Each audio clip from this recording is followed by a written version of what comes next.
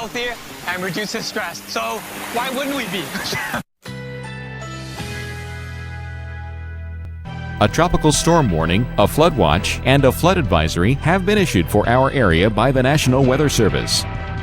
Currently, the temperature is 72 degrees with rainy conditions.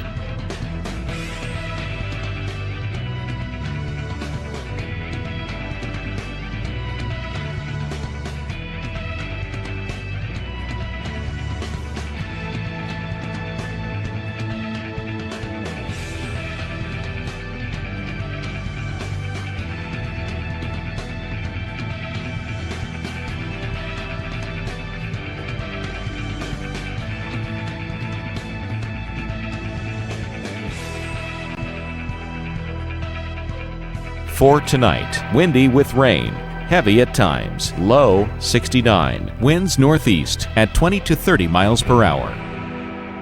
On Monday, tropical storm force winds expected, windy with thunderstorms, high 74, locally heavier rainfall possible. And Monday night, showers early becoming less numerous late, low 64, winds east-northeast at 10 to 15 miles per hour, chance of rain 40%. Here's our 7-day outlook.